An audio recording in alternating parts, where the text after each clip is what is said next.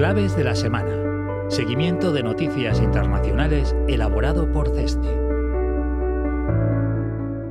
Comenzamos nuestro repaso a la actualidad de los últimos días con la conferencia de seguridad celebrada el pasado fin de semana en Múnich, donde la guerra de Ucrania y el apoyo militar de los socios occidentales han concentrado la mayor parte de los discursos. En esta ocasión ha destacado la intervención de la vicepresidenta estadounidense, Kamala Harris, que ha acusado a Rusia de haber cometido crímenes contra la humanidad. Por su parte, China ha mostrado su preocupación sobre los efectos del conflicto a largo plazo y ha hecho un llamamiento para que se inicie un proceso de paz. También ha asegurado que algunas fuerzas no tienen interés real en que la guerra se termine pronto porque tienen intereses estratégicos mayores, aunque no ha especificado a quién o a qué se refería. Por otro lado, la Unión Europea se ha comprometido a continuar apoyando militarmente a Ucrania. La presidenta de la Comisión Europea, Ursula von der Leyen, ha instado a los miembros del club comunitario a trabajar juntos para escalar la producción de munición que enviarán a Ucrania. La conferencia estuvo marcada por la ausencia de los representantes rusos, que en esta ocasión no estaban invitados a participar. También estuvo protagonizada por el encuentro entre los máximos representantes diplomáticos de Estados Unidos y China, que se han reunido en plena escalada por la crisis del globo espía y han dejado en evidencia el deterioro de la relación entre ambos. Continuamos con Asia, donde la oposición del gobierno indio ha denunciado el acoso a la prensa. En la última semana, la policía fiscal del país ha realizado registros en las oficinas de la cadena de noticias BBC en Delhi y Bombay. La intervención se produce semanas después de que la cadena británica emitiera un polémico documental que cuestionaba de forma crítica la actuación del primer ministro Narendra Modi durante los violentos disturbios religiosos de Gujarat en 2002.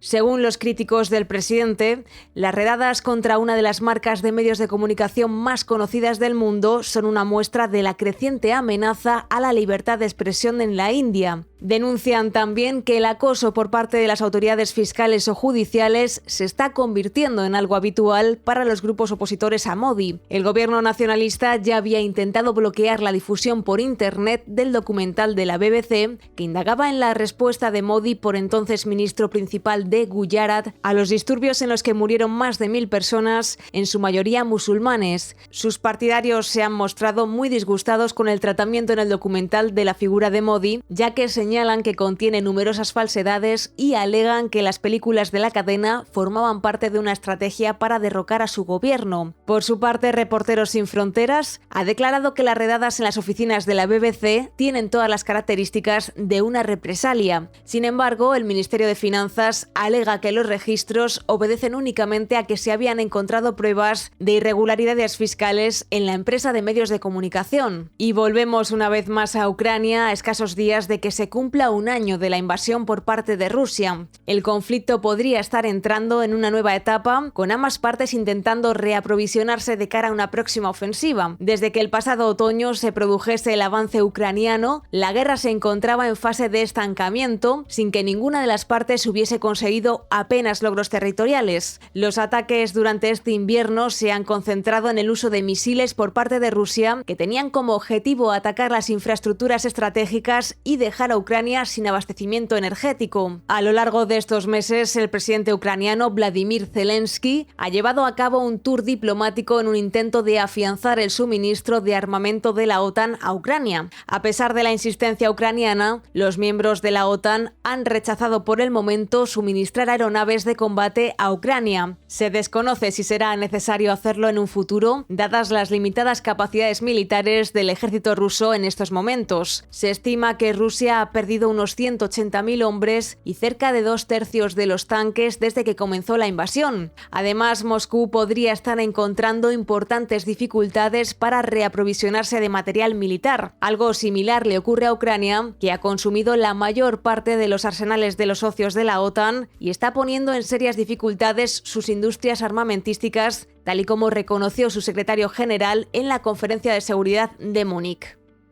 Continuamos en Israel, que sufre una crisis constitucional tras la masiva concentración de miles de ciudadanos ante el Parlamento para protestar contra el controvertido plan del gobierno de Netanyahu para la reforma del Poder Judicial. La manifestación frente a la Knesset en Jerusalén, que según la policía reunió a 70.000 personas, es la última de una serie de protestas contra las polémicas reformas que incrementan el control gubernamental sobre los nombramientos judiciales y que impedirían al alto tribunal frenar las llamadas leyes cuasi constitucionales o leyes básicas. La protesta llega un día después de la petición del presidente Isaac Herzog, que advirtió durante un discurso inusualmente directo que la polarización frente a la reforma judicial había llevado al país al borde del colapso constitucional y social, y ha instado al gobierno a retrasar su revisión para permitir reabrir las conversaciones con la oposición. En una señal de las tensiones que rodean a la reforma, la comisión de propuestas al Parlamento se celebró posteriormente en un ambiente crispado. Gobierno y oposición se intercambiaron reproches y varios diputados fueron expulsados. Netanyahu y sus aliados sostienen que los cambios propuestos son necesarios para frenar un poder judicial excesivamente activista. También han desestimado las protestas como una señal de la negativa de sus oponentes a aceptar los resultados de las elecciones del año pasado, que devolvieron al poder a Netanyahu al frente de una coalición con ultranacionalistas. Y también se viven tiempos convulsos en Túnez, donde en la última semana ha habido una nueva ola de arrestos a críticos y opositores al régimen de Kais Saied. Entre los cerca de 20 detenidos destacan Nureddin Biri, alto cargo del principal partido de la oposición, y Kamiel El Taif, hombre de confianza del expresidente Ben Ali. El presidente Said ha declarado que los detenidos están bajo sospecha de actuar contra la seguridad interna y externa del Estado. Los abogados defensores han calificado la actuación policial de secuestros y destacan que no se habían presentado cargos oficialmente, por lo que las detenciones serían ilegales.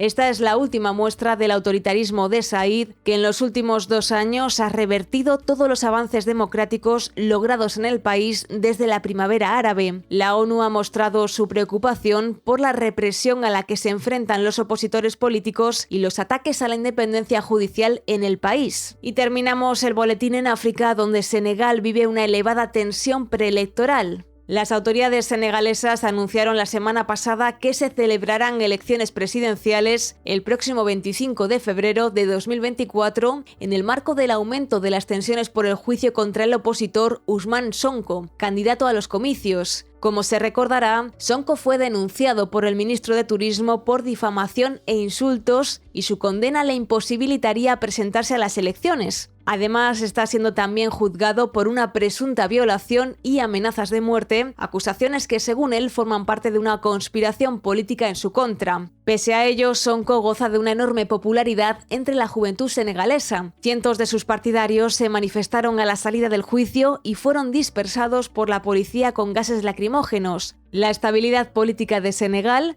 modelo de referencia en la región, se ve amenazada por los temores a que el actual presidente Macky Sall se presente a los comicios por tercera vez consecutiva, algo que la Constitución de 2016 no permite. Sin embargo, los simpatizantes de Sall defienden que su primer mandato comenzó previamente a la aprobación de la Carta Magna, por lo que sí estaría legitimado a ello, aunque Sall todavía no ha aclarado sus intenciones. Aquí termina nuestro repaso semanal a la actualidad internacional. No olvides que puedes consultar estas y muchas otras noticias en las claves publicadas cada martes en el apartado Comunicación de nuestra web www.cesce.com.